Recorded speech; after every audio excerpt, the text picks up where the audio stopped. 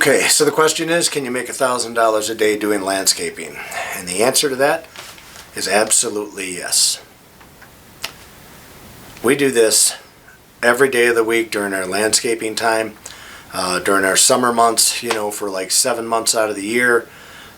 We do this all the time. It's not a big deal even anymore. So typically you make better money in landscaping than you do in lawn care, okay?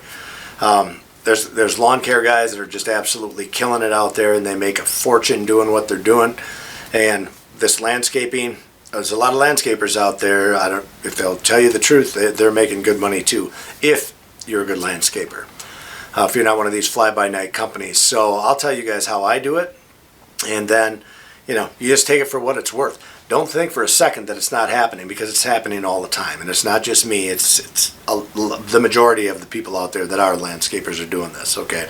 So here's the first thing. This is how I do it.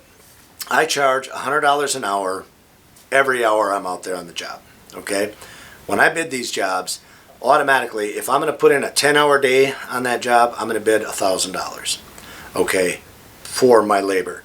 Then I also have other materials in there, so on and so forth, and that all gets built in too. But automatically, I'm charging $100 an hour. And I'm not the only guy that does this, right? You go to any automotive shop today, they're all $80 an hour, $100, $140, $160 an hour. I've seen them as high as $180 an hour, like the guys that work on our dump trucks, and skid steers, those specialty kind of guys. So don't think for a minute that charging $100 an hour is too much, because, I've been doing this for 20 years, and I'll tell you what, you're the guy out there in that sun, you're the guy out there in that equipment in dangerous territories. A lot of time you're on steep slopes, putting in retaining walls, all kinds of things, cutting brick, all kinds of things can happen to you. I charge $100 an hour. That's exactly what I do, okay? So, that being said, there's markups on the materials too, which is above and beyond all of that, okay? So any materials that I get there, I charge a little bit extra on all of that stuff, because, you still have to go get it, right? So you can't charge exactly how much that brick was. If that brick was 50 cents a piece, say, for pavers, you can't just charge that, because you still have to take your truck, your trailer, there's your time, you have to go to the place where you get the brick from, and then you've got to load it all up, and then you've got to haul it to the job site, then you have to unload it all. There's a lot that goes into that. So typically on my brick, I'll double the cost of that brick. And I do that with retaining wall blocks. I do that with the paver bricks. I do that. I don't do it with the topsoil. I don't put as much in there, because I don't do a lot. I basically call, if we're not hauling it ourselves, I charge for that. I'll charge for our dump trucks and so much a mile. But if we're not doing that, and I have other people, like big dump trucks, come in and haul it for me, on big jobs where you might have 2 trucks just hauling all day long, I don't do 100% markup on that stuff at all. It's more like a 10% markup, you know what I mean? So that being said, the charges for the employees, so I charge $50 an hour typically for any employee that I have on that job. And again, it's not that, it's besides their wage, you still have all the taxes that you have to pay, you have to match all the government stuff. I mean, there's unemployment, there's workman's comp, there's a lot of things that go into that. So it's not, hey, he's paying his guys $15 an hour and he's charging 50. Well, that's not true. There's a lot of additional expenses that go into that usually the employees don't see or understand. But a business owner understands that, because he's the guy paying all these taxes all the time. Okay? So that being said, I don't just do it here and there. I mean, I do it all day long, every day during landscape season, okay? So it's not like something that, I just do Monday, Wednesday, and Friday. It's like, if it doesn't rain Monday through Friday, that's exactly what I'm charging all day long, and I do this all day long, okay? So, in order to do this all day long, what you have to do is you have to fill your calendar, and I'm going to tell you guys how to do that. Here's the secret. Okay, if you're demanding these prices, okay, the only way for you to ensure that you're getting these prices is if you market correctly. And what do I mean by that? Marketing correctly is you put out so much marketing material, be it door hangers, be it pay-per-click advertising, Facebook, whatever you're doing, You do it enough that you have 100 calls come in. You guys have heard me talk about this all the time. We'll do 200 and 300 estimates a year easy. And as these calls come in, I might only get, maybe I only get 1 in 5 or something, okay? Depends on the area. I can be up around the lakes where there's a lot of money and I'll get just about every estimate I do. Or if you're in an area where the money's tight, you might do 10 bids and only get 1. You just don't know how that goes, but I always demand the same amount of money. I don't change my money because I'm going into a lower income neighborhood. I'm going to charge the same on Monday as I'm going to charge on Friday. That doesn't change with anybody for any reason, okay? But if you can fill your calendar with all these leads, so for example, if you only had 20 calls or 30 calls or 50 calls a year, okay, well the odds are you can't fill your calendar up with jobs, right? Because you're only going to get, a third of them or something like that, okay? Especially if you keep your prices up where they should be. There's too many guys out there that are lowballing and they come in with these ridiculous frickin' prices and they get the work and they're working these jobs, but they can have them jobs because I get 300 calls a year and you know damn well if I get 1/10 of those calls, I'm going to book myself. You know what I mean? So that's what you have to think of. And your mentality has got to be, I need to have more sales calls, more leads coming into the funnel all day long, right? You can't be that guy that just puts an ad in the paper and gets 20 calls or 30 calls a year.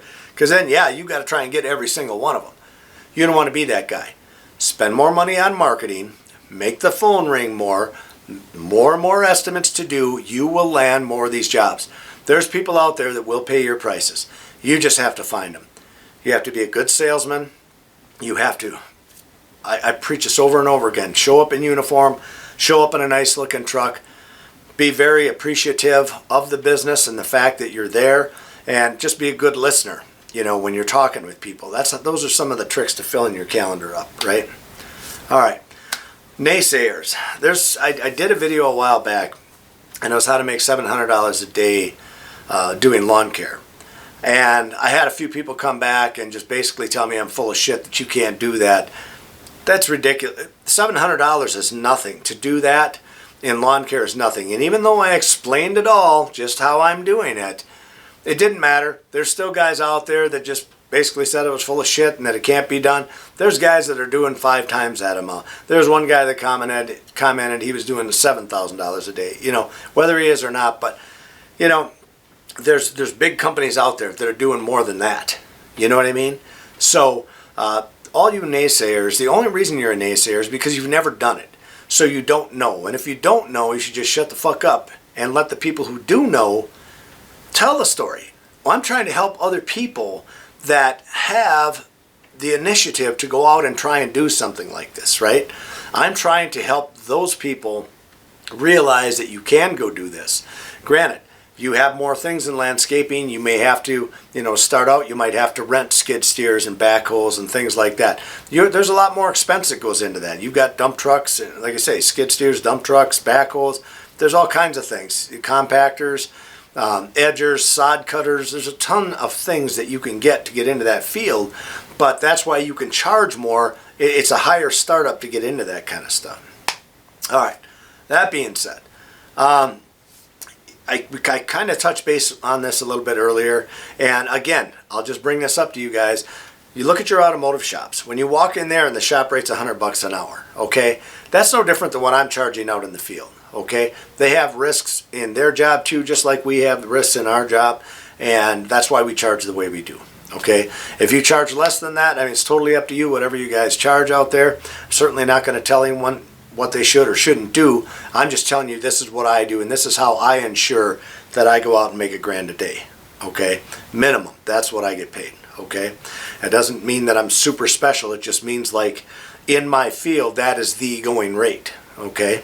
So, all right. The other thing, we talked a little bit about this, about the equipment. I didn't bring up how I charge for the equipment, but here's a typical example. So, let's say that if you had to go rent a skid steer and it costs you $500 a day to rent a skid steer or $400 a day to rent a skid steer, even though I own mine, I will still charge that amount. I'll still charge $400 a day, and then I'll put $50 in there for fuel. So I'm basically charging them $450 a day to use that.